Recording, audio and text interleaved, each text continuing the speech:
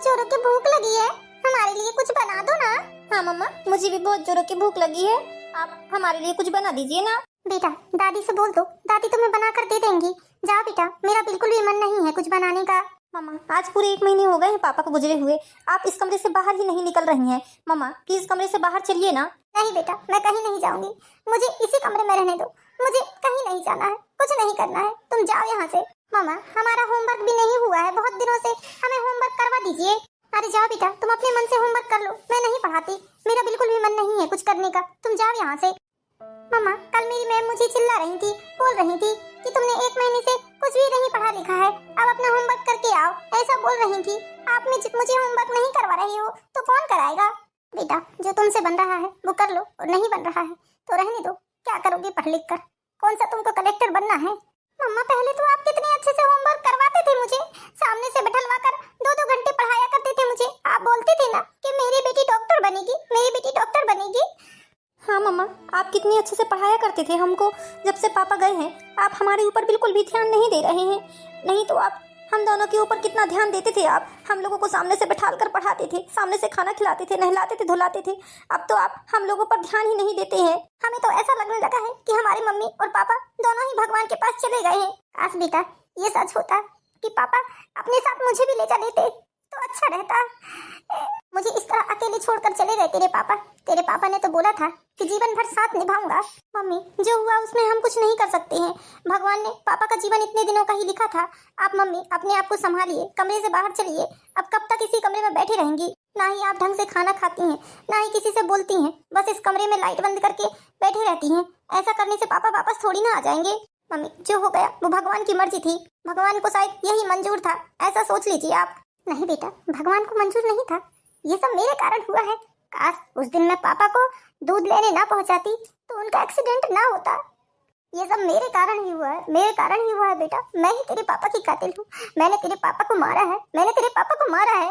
नहीं नहीं मम्मा ऐसा मत बोलिए, आप पापा की कातिल नहीं है मम्मा, ऐसा मत बोलिए मम्मा, आप पापा की कातिल नहीं है। नहीं चिंकी बेटा, ये सब मेरा ही दोष है, मेरा ही कसूर है। यदि मैं पापा को उस दिन दूध लेने ना पहुंचाती तो शायद पापा आज हमारे साथ होते, हमारा हंसता खेलता परिवार बना रहता। ये क्या शांति, बहू को रोता बिलखता छोड़ आई तुम्हें थोड़ा सा समझाना चाहिए था बहू को। कितना रो रही है वो, अपने आप को इतना दोषी समझ रही है। जो होना था भगवान की मर्जी थी उसमें। कैसे समझाऊं उसे, क्या समझाऊं, मुझे तो समझ में नहीं आता है। उसे समझाने का कोई फायदा भी नहीं है, बहुत समझा कर देख लिया हम लोगों ने, सारे रिश्तेदार आए हुए थे, उसके मम्मी पापा तक आए हुए थे, कितना समझाया, उसके कारण 15 दिन तक रुके रहे बेचारे। लेकिन अशोक की मौत के जिम्मेदार वो खुद को समझ बैठी है और अपने आप को दोषी बनाकर बस उस कमरे में उसने अपने आप को कैद कर लिया है। आपने देखा ना, दिन भर में मुश्किल से आधी 1 रोटी ही खाती है, वो भी चिल्लाने डांटने के बाद। जब बच्चे भी जिद करते हैं तब जाकर आधी 1 रोटी खाती है। मैं कैसे समझाऊं, क्या करूं, मुझे तो उसके सामने जाने में भी डर लगता है। अपने आप को बहुत मुश्किल से संभाल कर उसके पास जाती हूं मैं, लेकिन ऐसे ही अपने आप को कमरे में कैद करके बैठी रहेगी तो कैसे कैसे जीवन चलेगा। ऐसे में तो वो अपने आप को दोषी मान कर कहीं ऐसा ना हो कि अपने आप को भी खत्म कर बैठे। मुझे तो डर इस बात का है कि हमने अपने बेटे को तो खो दिया है, बेटी जैसी बहू को ना खो बैठे। आप कुछ करिए ना, कुछ करिए ना आप, मैं अपनी बहू को नहीं खोना चाहती। किस्मत ने हमसे हमारा बेटा छीन लिया, लेकिन मैं अपनी बहू को नहीं खोना चाहती। शांति मैं क्या करूं, क्या कर सकता हूं मैं, बताओ तुम मुझे। मैं खुद उसके सामने जाकर मजबूर हो जाता हूं। एक टूटा हुआ बाप हूं मैं, जो अपने आप को लोगों के सामने इतना मजबूत दिखाता हूं। लेकिन मैं जानता हूं और तुम जानती हो कि हमने क्या खोया है, लेकिन हमें जीना पड़ेगा, हमें जीना पड़ेगा अपनी बहू के लिए, अपने दोनों नाती नातनों के लिए। मैं तो खुद ही हार्ट का पेशेंट हूँ, उसके सामने जाता हूँ और उसका जब रोता हुआ चेहरा देखता हूँ तो मुझे इतनी घबराहट होती है शांति, इतनी घबराहट होती है कि मैं तुम्हें बता नहीं सकता। जब मुझे अटैक आया था उसी समय भगवान मुझे ले जा लेता तो अच्छा रहता, मेरे बेटे का जीवन तो लौटा देता, मेरे बेटे का जीवन लौटा देता। एक बाप के लिए सबसे बड़े दुख की बात है कि वो अपने जीते जी अपने बेटे की अर्थी को कंधा दे। शांति मुझ में शक्ति नहीं है, मैं टूट चुका हूँ शांति, मैं अंदर से टूट चुका हूँ। मैं तुम्हें बता नहीं सकता अपने दिल का दर्द। यदि हम दोनों ही इसी तरह टूट गए तो हमारी बहू और हमारी नाती नातनों का क्या होगा, ये बताइए, क्या होगा उनका। हमें अपने आप को मजबूत करना पड़ेगा, मैं ही कुछ करूंगी, मुझे ही कुछ करना पड़ेगा। ऐसे तो काम नहीं चलेगा। बहू को अपने पहले वाले रूप में लाना ही पड़ेगा, उसे मजबूत बनाना पड़ेगा, उसे अपने पैरों में खड़ा करना ही पड़ेगा। मुझे किसी के लिए न सही, अपने बच्चों के लिए उसे जीना पड़ेगा, अपने बच्चों के लिए जीना पड़ेगा उसे। हमारा जीवन कितने दिनों का है, हम तो आज हैं कल नहीं। ऐसे ही बेटे के जाने के बाद हम दोनों ही आधे मर चुके हैं। जिंदा लाश के समान ये शरीर हो चुका है हमारा। लेकिन मुझे अपनी बहू को उसकी जिम्मेदारियों का एहसास दिलाना पड़ेगा। इसके लिए मुझे कठोर कठोर कदम उठाने पड़ेंगे, चाहे मुझे लोग कुछ भी बोले। लेकिन मैं अपनी बहू को इस तरह डिप्रेशन में जाने नहीं दे सकती। वो अपने आप को दोषी मान कर डिप्रेशन का शिकार हो रही है। डॉक्टर ने साफ बोल दिया है कि यदि डिप्रेशन से निकालना है बहू को तो उसे कमरे से बाहर लाना ही पड़ेगा। 4 लोगों के साथ उसे बिठाना उठाना नहीं पड़ेगा, उसे पहले जैसी कविता बनाना ही पड़ेगा हमें। हाँ शांति, तुम्हें जो करना है करो, बस हमारी बहू को ठीक कर दो। हमारी बहू को पहले जैसी हंसती खेलती कविता बना दो। उसकी किलकारियों से हमारा घर गूंजता था। जब से बहू इस घर में आई थी, उसकी पायल की छनछनाहट, चूड़ी की झनझनाहट से सारा घर गूंजता था। उसकी किलकारियों से सारा घर गूंजता था। भगवान ने हमें बेटी नहीं दी थी, लेकिन बहू के रूप में हमारी बहू बेटी बनकर आई थी। चिड़िया की तरह सारे घर में चहकती रहती थी, हंसी मजाक ठिठोली, बस उसका तो यही स्वभाव था। बेटे के जाने के बाद हमारी बहू ना जाने कहाँ खो गई है। ये घर उसकी हंसी ठिठोली के बिना सूना है। शांति, कुछ करो शांति, कुछ करो तुम, वरना हम अपना सब कुछ खो बैठेंगे। सब कुछ जो हुआ उसके लिए हम तो कुछ नहीं कर पाए, लेकिन अब जो होने वाला है उसके लिए जरूर हम कुछ कर सकते हैं। शांति, हाँ जी, आप बिल्कुल सही बोल रहे हो। मैं कठोर कदम उठाने जा रही हूँ, जिसमें बस आप मेरा साथ देना। आपका साथ मेरे लिए बहुत महत्वपूर्ण है। हाँ शांति, मैं अपनी अंतिम सांसों तक तुम्हारे साथ खड़ा हूँ, हर कदम में तुम्हारे साथ खड़ा हूँ। हे भगवान, बस मेरी बहू को पहले जैसी हंसती खेलती चहकती हुई कविता बना दो आप।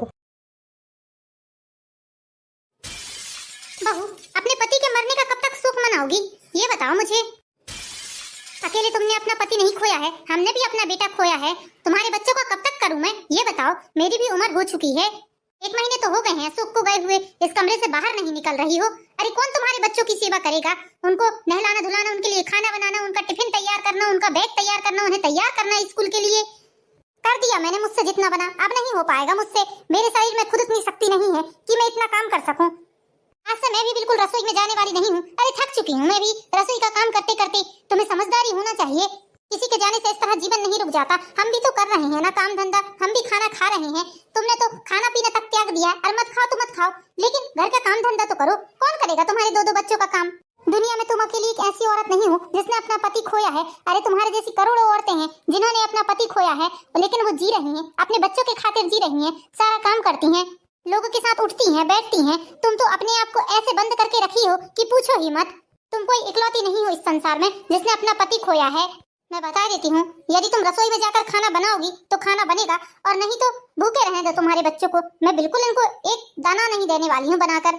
अरे हद होती है किसी भी चीज की। हफ्ता 15 दिन समझ में आता है, महीना भर हो गया है, कमरे से बाहर नहीं निकल रही हैं। 2-2 बच्चे होने के बाद सारी जिम्मेदारी मुझे दे दी है। अब इस उम्र में मैं घर का काम करूँ कि इनके बच्चों को संभालूं? क्या क्या करूं मैं? मेरा जी तो मुझसे नहीं संभलता। बेचारे मेरे पति अलग पेशेंट हैं। अब अपने पति को देखूं कि इनके 2-2 बच्चों को देखूं कि इनको देखूं? मम्मी जी तो बिल्कुल भी ऐसी नहीं थी। मम्मी जी तो मुझे कितना प्यार करती थी। जब ये थे तो मम्मी जी ने मुझे कभी एहसास नहीं होने दिया कि ये मेरी सास है। हमेशा मुझे मेरी माँ की तरह प्यार दिया है। ऐसा लगता था कि मैं उनकी बहू नहीं, उनकी बेटी हूँ। हर समय मुझे कितने प्यार से, कितने सम्मान से बात करती थी। क्या ये सब दिखावा था? इनके जाते ही मम्मी जी ने ऐसा रंग बदला है। मैं कभी सोच भी नहीं सकती थी कि मम्मी जी मेरे साथ ऐसा व्यवहार करेंगी। पति के जाने के बाद कम से कम सास ससुर का सहारा था। ऐसा लग रहा है कि ये सहारा भी नहीं रहेगा मेरे पास अब। बहुत जल्द ऐसा ना हो कि मुझे मम्मी जी घर से बाहर निकाल दें। नहीं, इतना तो नहीं कर सकती मम्मी जी। मुझे पता है बहुत चाहती है वो मुझे। ठीक है, मैं अपने बच्चों को भूखा तो नहीं मरने दे सकती। मुझे अपने बच्चों के लिए करना ही पड़ेगा। हे भगवान, कैसे कैसे दिन दिखा रहे हैं आप मुझे। जब मैं गर्भवती थी पूरे 9 महीने तक मम्मी जी ने मेरी कितनी सेवा की है। बिस्तर से नीचे नहीं उतरने देती थी, क्योंकि मेरी प्रेगनेंसी में थोड़ी परेशानी थी, इसलिए डॉक्टर ने बेड रेस्ट बता दिया था। दोनों प्रेगनेंसी के टाइम पे मम्मी जी ने पूरे 9 महीने सेवा की है मेरी। उसके बाद बच्चे होने के बाद 6-6 महीने अलग सेवा की है। और अभी मम्मी जी 1 महीने में इतनी परेशान हो गई कि उन्हें मेरा दुख तक नहीं दिख रहा है, मेरी तकलीफ नहीं दिख रही है। पति के रहते ही लगता है ससुराल में लड़की की इज्जत रहती है, पति के बाद कोई इज्जत नहीं रहती, कोई इज्जत नहीं रहती। अब तो ऐसा लग रहा है मुझे, देखा आपने, आपके जाते ही कैसा समय देखने को मिल रहा है मुझे। क्यों चले गए आप मुझे छोड़कर, क्यों चले गए? मुझे माफ कर दे बेटा। मुझे बहुत बुरा लग रहा है कि मैंने तेरे साथ ऐसा व्यवहार किया, वो भी ऐसे समय पे जब सबसे ज्यादा जरूरत तुझे घर वालों की है, परिवार वालों की है। मैं भी क्या करूं बेटा, मैं तुझे इस तरह दिन दिन मरते हुए नहीं देख सकती, इस तरह तुझे रोज रोज घुट घुट कर जीते हुए नहीं देख सकती। इसलिए मैंने अपना ये रूप तेरे सामने लाया है। मैं जानती हूँ इंसान मजबूत तभी होता है जब उसे ठोकर लगती है। इसलिए बेटा मैं तुझे मजबूत करने के लिए ये सब कर रही हूँ। बेटा तुझे तेरे बच्चों के लिए जीना पड़ेगा, तुझे तेरे बच्चों के लिए जीना पड़ेगा। पिता का साया तो भगवान ने दोनों बच्चों के सर से छीन लिया है, अब तो ही उनके माँ और बाप बनकर उनकी देख रेख करना पड़ेगा। बेटा मैं जानती हूँ तू मेरा ये रूप देखकर मेरे बारे में बहुत भला बुरा सोचेगी, कई किस्म की बातें आती होंगी तेरे दिमाग में मुझे लेकर। लेकिन बेटा यदि मैं थोड़ी बुरी भी बन जाऊं ताकि तेरे अंदर माँ की ममता जाग जाए, तो मैं बुरी बनने के लिए तैयार हूँ। बेटा मुझे इन सब चीज से जरा भी फर्क नहीं पड़ेगा, फर्क बस इस चीज से पड़ रहा है कि तू अपने आप को दिन दिन मार रही है। ये देखकर मुझे अच्छा नहीं लग रहा है। एक माँ सब कुछ बर्दाश्त कर सकती है, बस अपने बच्चों को भूखा नहीं देख सकती है। अपने बच्चों का पेट भरने के लिए एक माँ किसी भी हद तक जा सकती है। बस इसीलिए मुझे ये सब करना पड़ा। और मैं जानती हूँ मेरी ये कड़वी बातें बिल्कुल औषधि की तरह काम करेंगी तेरे जीवन में। बेटा जाकर देखती हूँ रसोई में आई है या नहीं अपने कमरे से निकलकर। मम्मी बहुत जोरों की भूख लगी है, प्लीज जल्दी से कुछ बना दीजिए ना। हाँ चिंकी बेटा मैं तेरी पसंद का खाना बना देती हूँ, जल्दी से जा तू थोड़ी देर जाकर टीवी देख ले। ओके मम्मा आप बहुत अच्छी हो।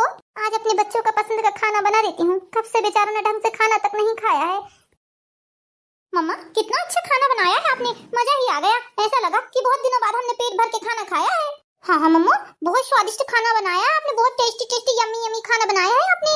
थैंक यू बेटा, और अच्छे से खा लो बेटा, और खिला देती हूँ मैं तुम दोनों को खाना। नहीं मम्मा पहले आप भी खाना खाइए हमारे साथ, उसके बाद ही हम खाना खाएंगे। हाँ मम्मा एक कट्टू आप खाइए, एक कट्टू हम खाएंगे। नहीं बेटा मेरा मन नहीं है खाना खाने का। तो ठीक है हम भी खाना नहीं खाते, है ना चिंकी, हम भी खाना नहीं खाते ना। हाँ भैया हम भी खाना नहीं खाते, जब तक मम्मा खाना नहीं खाएगी तब तक हम भी खाना नहीं खाते। अरे बेटा ये कैसी जिद कर रहे हो। ठीक है चलो मैं भी खाना खाती हूँ, तुम भी खाना खाओ। शांति तुमने तो जादू ही कर दिया। ऐसा क्या किया तुमने जो बहू खाना खाने लगी, बच्चों को कितने प्यार से खाना खिलाने लगी। शांति ये सब देखकर तो मेरी आत्मा गदगद हो गई। ऐसा लग रहा है बहुत जल्द हम पहले वाली कविता बहू को पा लेंगे। तुम्हारा प्रयास बहुत अच्छा रहा, बहुत अच्छा रहा शांति। जो मैंने किया है वो मेरी आत्मा ही जानती है कि मैंने क्या किया है, लेकिन मैं भी क्या करती। यदि मैं ऐसा ना करती ना तो आज बहू बैठे बैठे कमरे में रोते रहती और धीरे धीरे करके डिप्रेशन का शिकार हो जाती। इसलिए मुझे मजबूरी में वो सब करना पड़ा जो मैं कभी नहीं करना चाहती थी। मेरा तो ऐसा स्वभाव ही नहीं है जैसा मुझे जानबूझकर करना पड़ा। शांति तुम एक अच्छी पत्नी के साथ साथ एक अच्छी माँ और एक अच्छी सासू माँ भी हो। मैं तुम्हें जानता हूँ, तुम जो भी करोगी बहुत अच्छे से करोगी। मुझे तुम्हारे ऊपर पूरा भरोसा है शांति। मेरे हर मुश्किल पड़ाव में तुमने मेरा साथ दिया है। हमारी शादी को 35 साल पूरे हो चुके हैं। 35 सालों में ऐसे ऐसे पड़ाव आए हैं मेरी जिंदगी में, ऐसे ऐसे उतार चढ़ाव आए हैं जहाँ लोग बहुत ही ज्यादा विचलित हो जाते हैं। तुमने उस समय तक मुझे धीरज बंधवाया है और ऐसे ऐसे समय पे तुमने मेरा साथ दिया है कि मैं तुम्हारा हमेशा ऋणी रहूंगा। भगवान से यही दुआ करूंगा जीवन भर कि जब तक जीऊं तब तक तुम्हारा साथ मेरे साथ रहे। जब भी मुझे जीवन मिले भगवान हर समय तुम्हें ही मेरी पत्नी बनाकर पहुंचाए। दादाजी चलिए खाना खा लीजिए, मम्मा आपकी थाली लगा रही हैं। हाँ रोहित बेटा तुम चलो, मैं आ रहा हूँ। चलो शांति आज हमारी बहू हमें खाना परोसेगी, चलो। हाँ जी चलिए। शांति जी ने ना चाहते हुए भी कविता के साथ कठोर व्यवहार किया ताकि कविता अपने दैनिक जीवन में फिर से वापस लौट जाए। दादी फिर चूहों ने शेर का जाल कैसे कैसे काटा। चिंकी बेटा। मम्मी जी ये लीजिए आपकी चाय। मम्मी जी मुझे आपसे कुछ बात करनी थी। हाँ बहू बोलो क्या बात है। मम्मी जी आज चिंकी और रोहित के मैम का फोन आया था, कुछ फीस बकाया रह गई है दोनों बच्चों की, तो मम्मी जी उनकी फीस भरना है, थोड़े से पैसे दे दीजिए आप मुझे। देखो बहू हम आज तो तुम्हें फीस के पैसे दे रहे हैं, लेकिन अगली बार से तुम बच्चों की फीस का और बच्चों का खर्चा खुद मेंटेन करोगी। तुम तो जानते हो अशोक के जाने के बाद घर में कोई भी आय का साधन नहीं है। अशोक ही था जो घर चलाता था।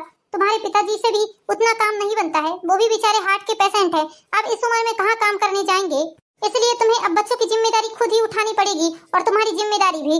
तुम अपने बच्चों की जिम्मेदारी उठाना सीख जाओ। कब तक इस तरह हमारे सामने हाथ फैलाती रहोगी 2-2 4-4 100 रुपयों के लिए, इसलिए तुम अपनी जिम्मेदारी खुद ही उठाओ।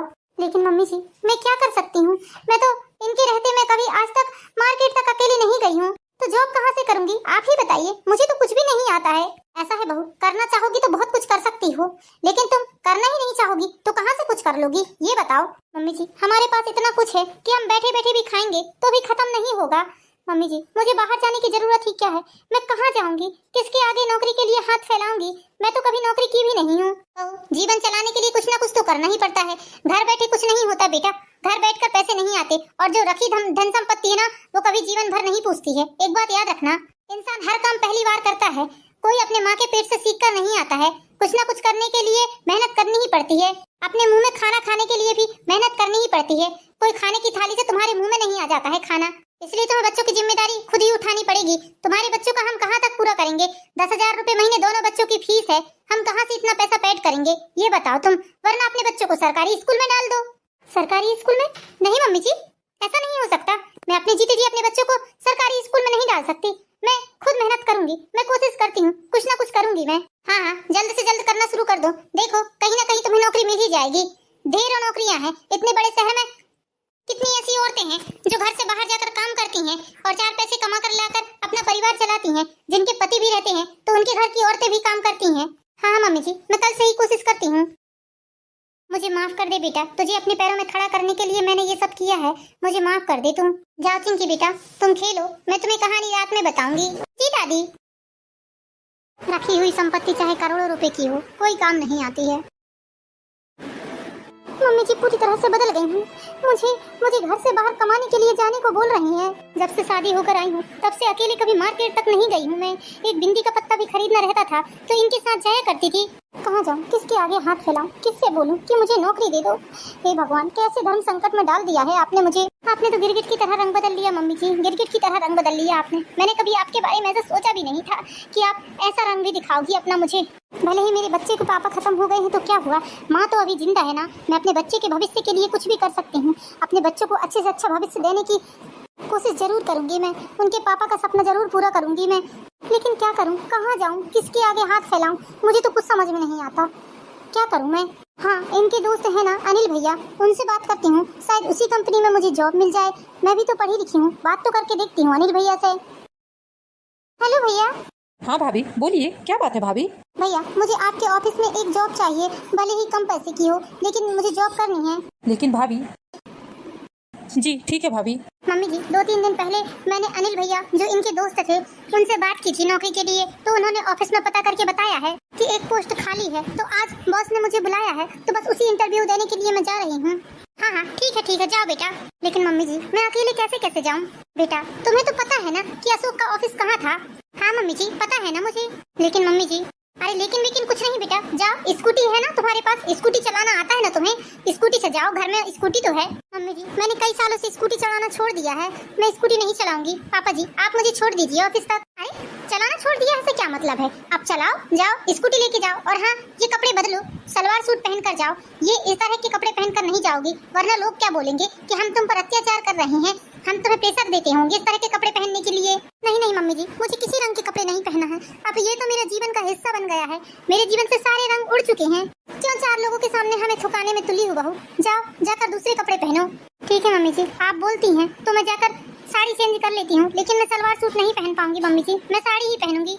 हाँ ठीक है, जाओ। शांति, बहू ने बहुत सालों से स्कूटी चलाना छोड़ दिया है, अचानक से स्कूटी चलाएगी तो थोड़ी घबराहट होगी उसे। एक काम करते हैं, आज हम उसे ऑफिस छोड़ देते हैं और लेकर आ जाते हैं, फिर कल से उसे यही गार्डन में स्कूटी चलाने के लिए बोलेंगे। हाँ जी, ये सही कही आपने। मम्मी जी देखिए, अब ठीक है ना? हाँ, अब ठीक है बेटा, चले जाओ, अब जाओ, तुम्हारे पापा तुम्हें ऑफिस तक छोड़ देंगे और साथ में लेकर भी आ जाएंगे, फिर कल से तुम खुद ही स्कूटी चला कर जाना। जी मम्मी जी।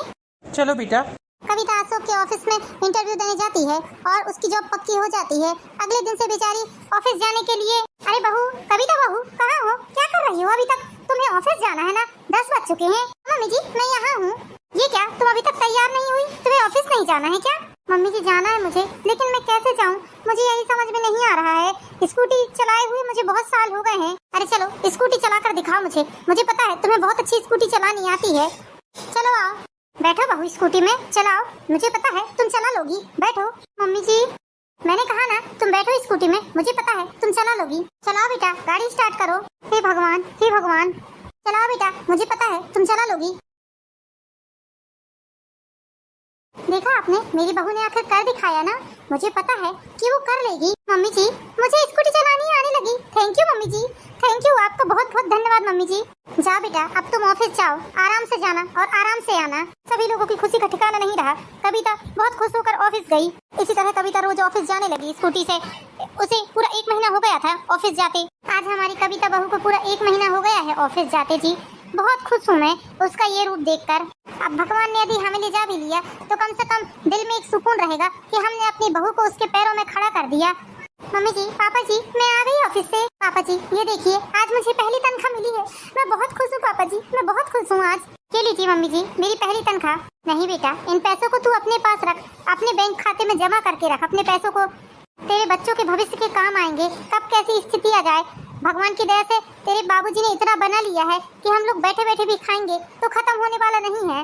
जब मम्मी जी, हम लोगों के पास इतना पैसा है तो आपने मुझे क्यों जॉब करने भेजा? बेटा, ये सब हमने तुझे तेरे पैरों में खड़े होने के लिए किया है, ताकि तू हमारे सामने 1-1 रुपए के लिए मोहताज ना हो सके। देख बेटा, तेरे भविष्य का सवाल है।